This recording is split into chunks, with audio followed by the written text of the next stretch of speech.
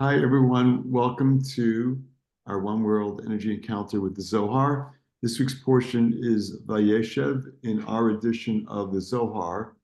It is our volume 6, and we're going to be at verse 6. Let's begin by inviting in the Kabbalistic lineage. Of course, we invite the Kabbalists in to assist us on our journey in our study. I mean, I don't know about you, but like I can use as much help as possible. So we're looking for their assistance. That's why we invite them in. So inviting in the Rav and Karen and Michael, Rabbi Schlag, Rav Brandwein, the Ariya Kodesh, Ramchal, Rabbi Tarfon, Rav Abraham Azulai, Rav Menachem Mendel of Vitebsk, Rav Kolon, Mr. Pia Setzna, the Baal Shem Tov, Rabbi Shimon Bar Yochai, and all the students from Mordechai of Chernobyl, when sold with Yosef Tzadik in Shechem. Today, actually, also we have the assistance of two righteous souls that passed away on this day. So as our teachers tell us, the day that you pass is also the day that you are most strongly connected with the physical realm. And if you're a righteous soul, it means that all the light that you revealed during your lifetime gets re-revealed on that anniversary of elevation of your soul. So it's always significant. And today we have the assistance of two. One is Rab Chai Tayeb of Tunisia. And the second one is a righteous soul, a tzaddik known as Rav Dovber, the Maggid of Mezrich. The Maggid of Mezrich is hugely significant. They're all significant, but he is hugely significant in that he was the primary student of the Baal Shem Tov, who was the father of Hasidism. So the Baal Shem Tov, the stories about the Baal Shem Tov are numerous. There's hundreds of stories that people share about his life and the things that he did. But he was traveling at such a high level that a lot of his teachings were not accessible. And so the Maggid of Mezrich, what he did was he took the teachings of the Baal Shem Tov and made them accessible to everyone. And all the Hasidic lineages that are around today all came through the Maggid of Mezrich. So Chabad, Lubavitch comes through the Maggid of Mezrich. Ger Hasidim, all the Hasidim, including us, we all trace our heritage directly back to the Maggid of Mezrich and the Baal Shem Tov in the 18th century. So he's hugely significant. So we have his assistance today. Okay, as we connect to these verses, we encounter a world of chaos, but that's not the reality. The reality is order. We see chaos, but it's order. So we want to channel that order. Yes, I see a hand up already, Roshin. Could you repeat the verse, please? Yeah, we haven't started yet, but we're going to be at verse 6 in Vayeshev, which is volume 6. So as we connect to these verses, let's connect to the flawless universe, the Garden of Eden, where all fulfillment is. Any place in your life where you feel lack, your fulfillment is in that realm. Any lack that we perceive in the world, that fulfillment is in that realm. So when we connect to that realm through these verses, we channel that energy into our world. So let's think about everyone we know who needs healing and send them energy of healing. Let me go down a quick list of people who I know. If you know, whoever you know who needs healing, you can think of their name, you can share their name, or you can just picture them and send them that energy. Mindel Bat Chaya, Lady Ben Bluma, Sarah Bat Yudit, Sarah Bat Malka, Yitzchak Ben Rivka, Melissa Bat Margie, Talia Shiva Bat Chana, Chana Bat Rivka, Yudit Masa Nabon Bat Aviva, Lucia Bat Christine, Ganessa Bat Rachaldina, Sir Peril Bat Yita Reza. Okay. And let's also connect to the energy of Ahavat Chinam, unconditional love. Removing chaos from our world, removing negativity from our world, treating everyone with human decency, protection from the negative energy associated with evil eye and evil speech, and also, of course, ending the wars in our world that are going on between Russia and Ukraine, between Israel and its neighbors, the safe release of all the hostages being held by Hamas, and protection from all innocents that are in harm's way. Okay, we're at verse 6 of Vayeshev. This is in the middle of an article. We're not starting at the beginning of an article. A lot of what I'm going to share with you today, I had the benefit of connecting with Eitan Yardeni. So a lot of these teachings are coming from things that he has said on these portions. But we'll see what else comes up. I'm sure there'll be a lot more. Okay. Rabbi Shimon Amar. So right away, we're connecting to the energy of Rabbi Shimon Bar Yochai, author of the Zohar. He has something very important to share with us, as he always does. Tachazeh, Ketiv Tov Yeled Misken V'Chacham. Man Yeled Misken. Hai Ukmuha V'Itmar Di'u Yetzer Tov. Aval Tov Yeled. How did the Tiv Nar Hayiti Gam Zakanti V'Dahu Nar Di'ihu Yeled Misken. The late le migarme klum. The amai ikre naar begin to eat le chad tu the sihara. The mit chadsha tadir v'tadir ihu yeled misken kamad amaran v'chacham begin the chachma sharia bay. Ron? Rabbi Shimon said, "Come and behold, it is written, better is a poor and wise child." And he asks, who is better is a poor and wise child? What do you mean better is a poor child? How? It turns on its head all the efforts that we make to help people in the world who don't have resources. How's that better? And that's not just any verse. It's a verse from, I believe, from Kohelet, one of the books that Solomon wrote. Why do you say that? And again, so the first takeaway is, look, anything you see in the Holy Writings is code. There is a simple understanding, a pshat, a simple understanding, but there's always a deeper understanding. Sometimes we don't merit to see that deeper understanding, but our first takeaway here is like, don't judge a book by its cover. Forget the book, don't even judge the verses. What's the cover? The simple meaning. There's always more depth. And so Rabbi Shimon is going to help us understand what that depth is. Go ahead. And he asks, who is the poor child? And he replies, it has been explained. Wait a second. What good does that do us to tell us that's already been explained? Is he saying to us like, it's like a show up to class back when we were all in college, or those of us who went to college, you're back in college and you have a question, the teacher's like, hey, we did that yesterday. I'm sorry you missed class, but you have to get it from someone else. Is that the Zohar's approach here? You missed it. Sorry, find it from somebody else. No, this is a reminder. Your soul knows everything. It probably is covered somewhere else in the Zohar, but that's besides the point.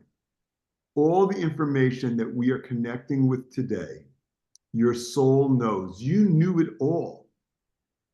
But when our soul came here, we disconnected. We forgot. You can be confronted with information of a spiritual nature, and it just didn't even sink in. It's like,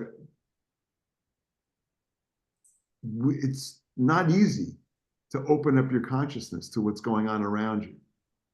So this is a reminder that we need to approach every situation with curiosity and an openness, so we're not shutting ourselves off to the things that we already know at a soul level and the things that we are being confronted with. Okay, keep going. And we learned he is the good inclination. But better is a child. Wait, whoa, hold on a second. Who's a poor child? The good inclination. In other words, we're taught, and we're going to get into this further, that we have two sides to us, an evil inclination and a good inclination. Why would it be the good part of us that's poor? That makes sense. It's a complete contradiction. Go ahead. But better is a child, as it is written, I have been young and now am old. This is the lad who is a poor child and owns nothing. Okay, so who's the poor child? A youngster, a lad, who owns nothing. He has nothing. Okay, so again, digging a deeper hole. A child who has nothing is better. Go ahead. Why is he called a lad? Because he is constantly renewed, like the moon. What do we know about the moon Kabbalistically? And what does a child have to do with the moon? Okay. So what the Zohar is trying to instruct us about, to open us up to, is this idea that the moon has no light of its own.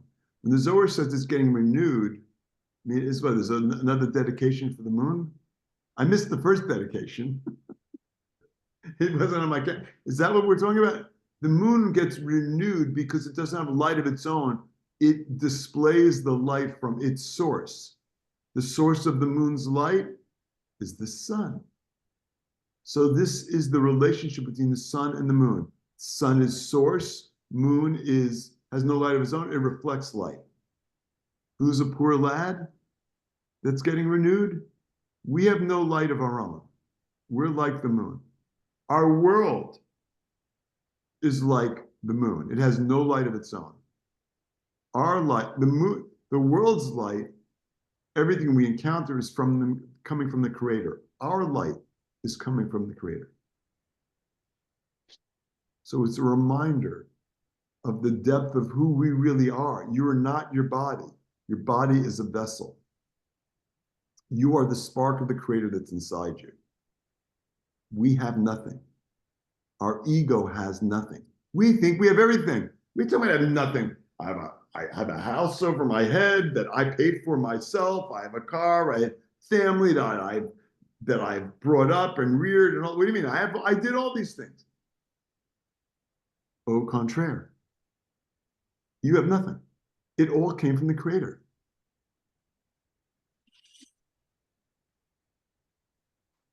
And what this goes to is the spiritual concept known as attachment. We think it's us. It's not us. It's blessings from the Creator. Everything is blessings from the Creator. And we need this. So another major takeaway here is us waking up to our appreciation for the things that have come to us from the Creator. We're all having a rough time in some part of our life. But we need to count our blessings. It's as simple as that. We need to wake up to all the blessings and be appreciative of all the things that we have that have come from the Creator that enhance our life. Okay, continue. He is also a wise child because wisdom dwells within him. Okay, so he's poor and he's a child, but it's about this contradiction in terms is about having appreciation. That's the wisdom. It's wising up to, it's really not mine. I don't want to have attachments to things because it drives how I feel about my life. I just need to connect to the spark within me. That's the saying. Everything I have is within me. When my joy and enjoyment and happiness and when it's based on externals, you're going to have that. But when it's based on externals, when I lose it, I'm unhappy. No, my happiness, I want to come internally, from inside, from my perspective on everything that's going on around me. It's inside. Those things might make me happy, but that happiness is inside. And I don't want it to be attached to objects and things. I want to be content inside. It doesn't mean we shouldn't appreciate and enjoy the things around us. It's just, what is that source? That source is in me. But they upset me. Now, you allowed yourself to get upset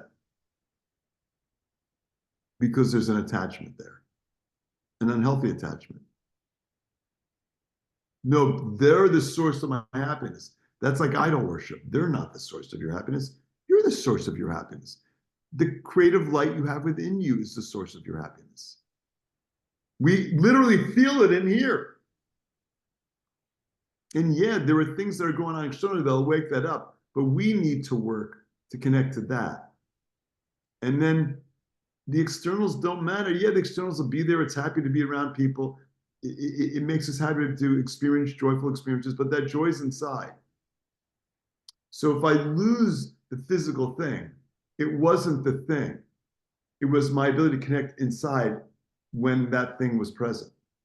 But that's all replaceable. And appreciating it is understanding that it's on loan from God. Any questions about that? Remarkably, that was not the verse I wanted to start with. Let's go to verse 8. So uncharacteristically, we're skipping around a little bit. But it's an important basic understanding of internal versus external. We want to understand and wake up to this idea that everything we have is within. And I know people say that you have everything you need. No, I don't. No, you do.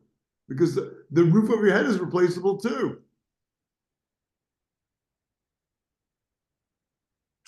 Yes, Maria. Yeah, I have to say something because I think you say something that kind of got me thinking here. So you say that there's something that triggers me or upset me. It's because of the attachment that I allowed is the root that allowed to trigger me and not necessarily where it came from. That's Like correct. for instance, if it's between another person and I, it's not, and we have the tendency to get upset with the other person, but it's not. Of course we are. It's not because of the other person, because we have the tendency of blaming it on the other person, but we have to go a little bit further and say, what is it actually? It's not the person, it's me that, that we don't want to blame ourselves, but we don't. It's easier to blame the externals. Right, but it's something actually in between that we really have to look into it and say, that is the cause of why I'm upset. I'm attached. Okay. Yes, very well put. Okay, thank you. Thank you. Ron. I just want to bounce off of what Maria said because I think also it's when you recognize that it's not the other person that you're activated by. It's something that you have to work on yourself internally, and in doing that, it's like you take your power back, like it's because you take responsibility for your life. You're taking your control back. Yeah. You're in control. No, I'm not. They upset me. No, you allowed yourself to be upset. You're in control. Mm-hmm. Yeah, 100%. Really well put. Thank you, Ron. Yes, Suzanne. Yeah, so for the recording purposes, and then the next step, thank you, Maria, for putting that out there, because the next step that we go through, it doesn't feel good, right? It's awful. You're angry, you're fearful, you're upset, you're conflicted, you're challenged, whatever. It does not feel good. You're upsetting me. Right, or I'm upset or whatever, right? The situation is like driving you bonkers and it feels larger than life. But for those that are listening, to the recording in particular, it's about the process of pausing and acknowledging and what's going on, and all you're doing is creating a deeper vessel to let go of the choice that was materialistic, if you will, or of the Malchut. It was not of the divine. It was not the eternal choice. So now you have this new opportunity to create a new vessel. Right. Yeah. Right. Paradoxically, the universe, the creator, sent that disturbing thing into your life to help you identify what you need to work on. So you should thank them. Maria? Just want to continue adding to this because I've been struggling with this for the last couple of days. Because it's just relation in the office, and you know me, how firm I am and how workaholic I am. You're a successful professional. You have important boundaries. Right, and I just finishing years, and I want to get out of there. I want to take some time off, and even if I take time off, I'm working, and but and I want to make people accountable for their work, right? So they kind of see me, but it's funny because I try to stay away from people's jobs so that do your job. But this week I went to one of my employees in the office and I'm like, hey, can I hardly speak to the person? But I could feel how they perceive me, right? And I just simply went with a question. Hey, can I ask you a question? And she right away went, it's like, what did I do now? And I didn't even ask a question. And I just went like, can I just ask a question? And that kind of stuck. And I'm like, I haven't even asked the question. And she's so defensive with me. And I'm just, can you just explain how this check got returned? And I just explained the situation and it still didn't make sense to me. This just did not. And we went through the process and I'm like, well, could you please follow up tomorrow and let me know? It's been 2 days. I still haven't gotten an answer from her, honestly. And I'm like, my God, it's one of my accounts. But that process of like how she reacted when I just simply asked, can I ask you a question? And she just like so defensive.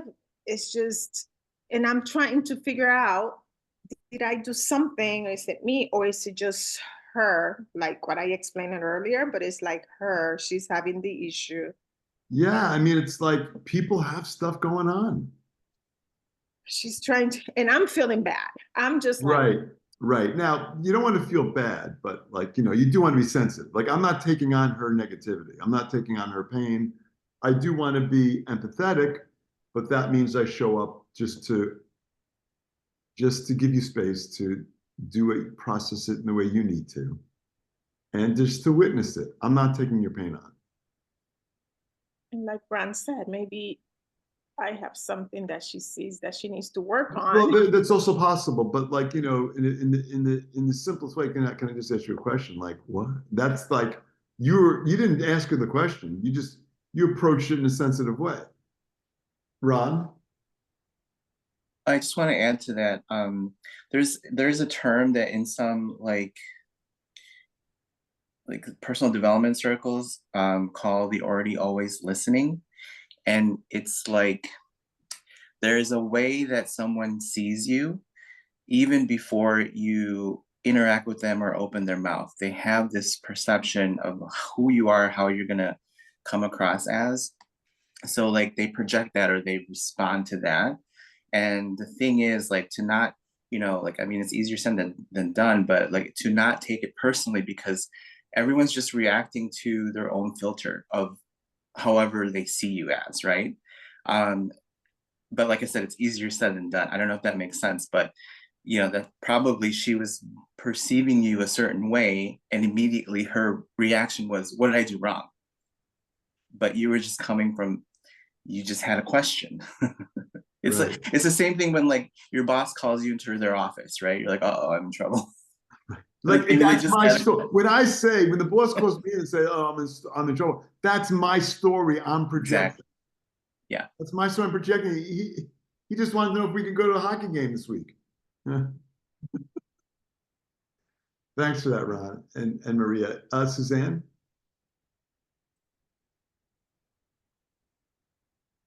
You guys, I forgot.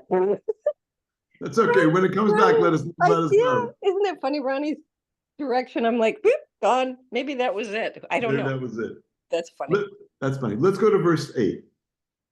Tachaze alda agdim im barnash beyamadi tiled. Begin diahemin le. Dahakad ate yetzer tov. La yachel barnash limehemna le. Vidame ale kamatola. Kegavna da taninan manhu rasha arum. Dahu man de agdem lat ana miloi lekame daina.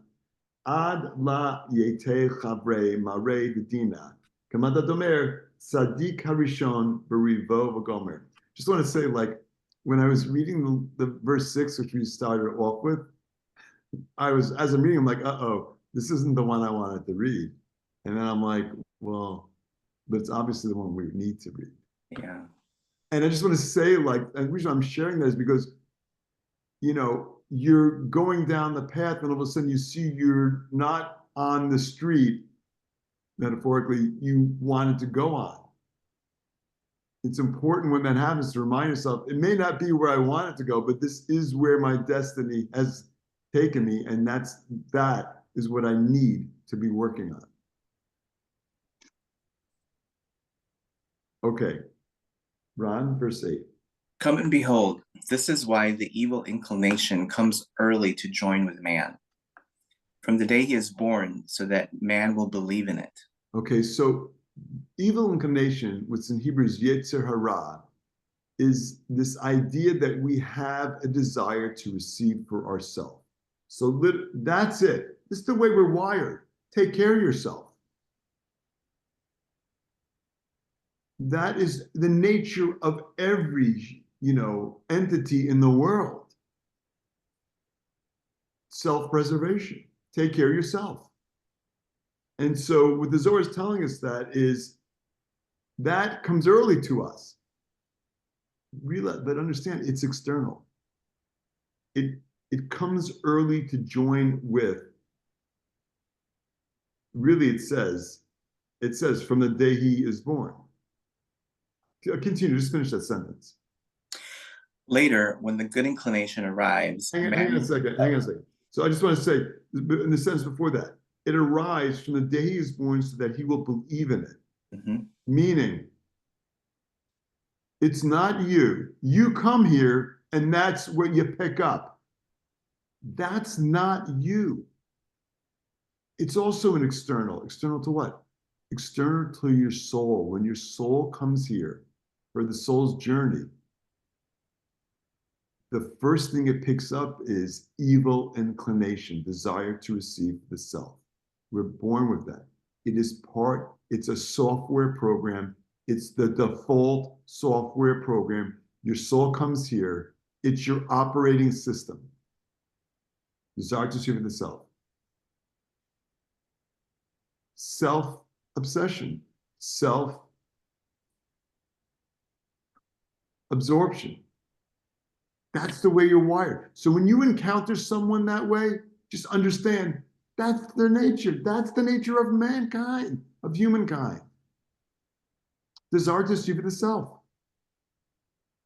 Okay, but doesn't end there. Go ahead. Later, when the good inclination arrives, man will find it difficult to believe in it, and its words will seem burdensome. Okay, so at some point, your good inclination shows up. Your desire to receive for the sake of sharing. Yeah, I receive, but I'm actually here to share, to receive for the sake of sharing. That's advanced. That's an advanced software package. You get it, but you might not be aware enough to actually use it. It's the upgrade. And It's the upgrade. here's where my comment comes in. Okay. So based on all that, I'm doing some coaching for people. And this one lady, I can't even explain to you. I just did not want to do the work to prep to deal with her. And I find out today or last night that she's breaking down. And all this is about is taking people to the next level of their careers. And of course, you have to do the inside work. Otherwise, you're not going to have the vessel, right? And that's why you do the work. That's why you collaborate with a coach. The coach doesn't do the work for you. You don't outsource it. You outsource the coaching, but you don't outsource the work. You have to do the internal work. You see the difference? And so she's breaking down going, oh my God, I lost my dream, right? Like I can't do this. But the thing is, couldn't understand why the last month has been so incredibly hard as an empath to be able to like even deal with her situation and get her to this point. You know what I mean? I'm ready to she's really at the darkest before the dawn of a massive breakthrough. I'm ready for her, but I had to do so much work. So I guess in some circumstances, like maybe when you're raising children or family, or like I said, coaching, teaching, leading, I guess we do take a little bit of the situation on for our people to elevate, right? Right. Yeah. So that's what it is. We do, but ultimately we're coaching. Ultimately, we're just helping people to see that deeper reality. Right. And thank God I'm not going through any emotional, it was just feeling like I was pushing a rock uphill. Whenever you're working with clients, it's like whatever's going on in your life, when you show up for that meeting, all the boundaries are up. You're not taking your personal life, I mean, ideally, you're not dragging your personal challenges into that. I mean, that's the mark of a professional. They're objective to the degree that we can be objective. Yes, Rashin. I feel that what we're discussing here is the source of our agendas, which agenda takes precedence. Absolutely. And it's multi-layered. Pardon? It's multi-layered. Right. I mean, there's so many ways, but look, that's the way we want to, ideally, if you're on this path, you're going through life trying to actually figure out what's going on. So here's the information. This is it. This is how we're wired. But And we have our agenda. We have our agenda. We have our personal agenda, right. And then we have our agenda for personal growth. But we have to recognize what we're looking at almost minute to minute. Yes. Right? Well, yes. Okay. Or like, as we learned in the introduction to Kabbalah in the first class, we pause. So we have the opportunity to be proactive, to evaluate what's going on. Absolutely. So again, we are wired with the desire to receive the self. Later on, the good inclination shows up. Oh, well, that's good news, right? Well, read on, Ron, later. Similarly, we have learned that he who is a subtle... Hang on a second. Wait a second. Hang on a second. No, read the line later. If we read the one later? Yeah. Later, when the good inclination arrives, that one? Yes. Man will find it difficult to believe in it, and its words will be burdensome. Why would someone find the good inclination, those words, to be difficult? To believe. It's what's good. Rocky word in Vayeshev, volume 6, verse 8. Why would you find the good inclination difficult to believe? I want to say because you want to go with your immediate reaction, which is normally the more easy, like the easier one or more. It's easier. And that goes to the second part, which is it'll seem burdensome, but why would it be difficult to believe? Yes, it's a burden. What's the burden? The burden is doing the difficult thing. It's difficult. Why is it difficult? Because it's going against your nature. Your nature is the first thing that showed up, desire to receive the self, evil inclination. When the desire to receive this for the sake of sharing shows up, that's hard work. Plus, I'm not used to hearing that. What do you mean, share? It runs contrary to our wiring. Doesn't your soul know that? Yes. So why isn't my soul telling me that? It is. You don't want to hear it. Why don't I want to hear it? Because it's you're listening through your ego, not your soul.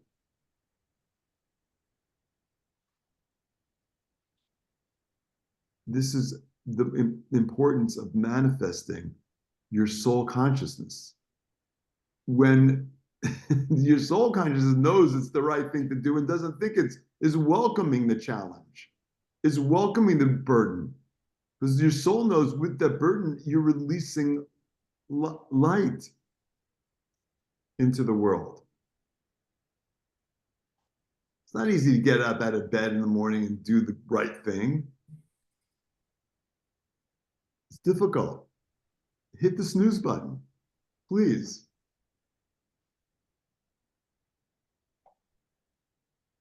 Yeah, I mean, if you're getting out of bed to, do something you really enjoy, not a problem. But when you're getting out of bed to do something that requires effort, I'd rather not.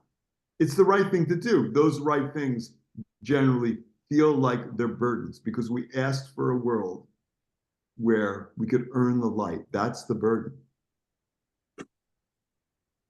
But the reason why we don't believe it is because of that other voice in your head going off saying, don't listen to that. And again, it's It's those other voices, but it's the voice of the soul that we want to connect with. It's like all this chatter, all this mind chatter. Like, which one is it? Which is the voice? Your ego is the loud, confident voice because you've made it so. It's been around since day one. The latecomer, the soul, is the voice that often gets drowned out. Okay, keep going. So, like, for us, a major takeaway here is that making that distinction, and this topic comes up a lot, is making that distinction between what am I actually hearing? What is going on?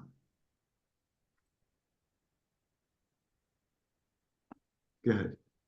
Similarly, we have learned that he who is a subtle evilmonger hastens to plead his case in front of a judge before the arrival of his colleague, the litigant, as written, the one who pleads first seems to be in the right. And that's the way your soul's journey has been wired, where you're hearing the evilmonger first, the desire to receive the self, our self-absorbed nature. That's what we start off with. Change is difficult. Raising your consciousness is difficult. Seeing the world in a deeper way, which is what we're talking about, it's difficult. We're just so used to our ways. We're so used to our creature comforts. It's harder to go and do the right thing, to listen to what our soul is telling us, as opposed to what our ego, our desire is self, our desire to receive this Hello? telling us.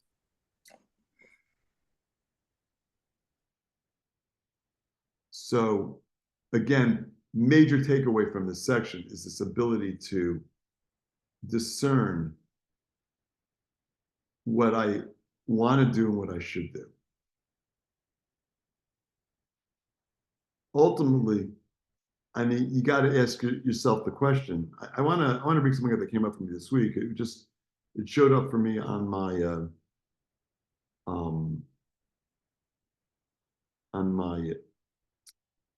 music app, and that is, let's see if I can find it.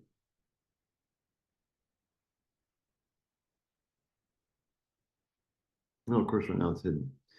It's a book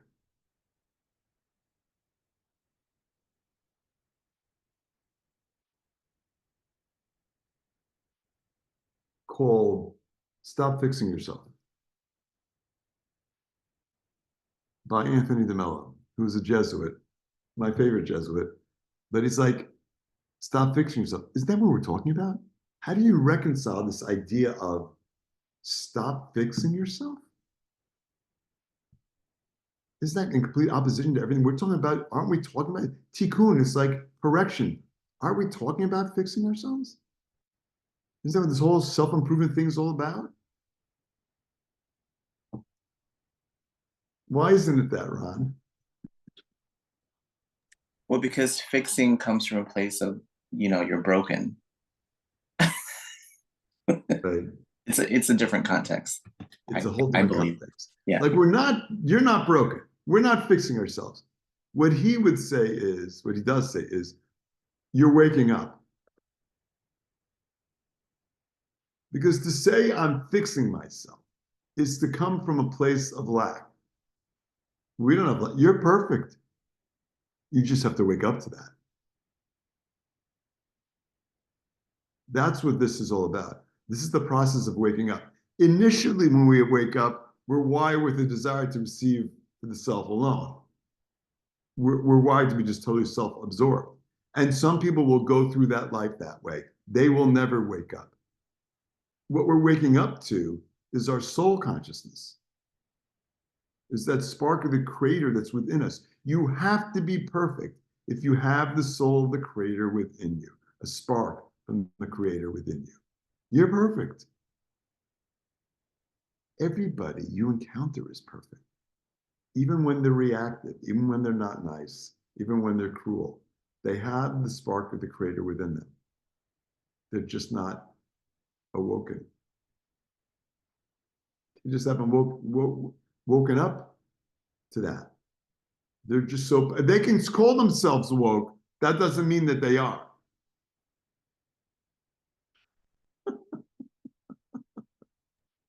That was good. All right, listen, we're out of time. I'm going to close with that. Thank you all for joining. Have a great Shabbat, and love you all, and hope to study again with you very soon. Thanks, David. Love Shabbat you, shalom. David. Shabbat shalom. Bye.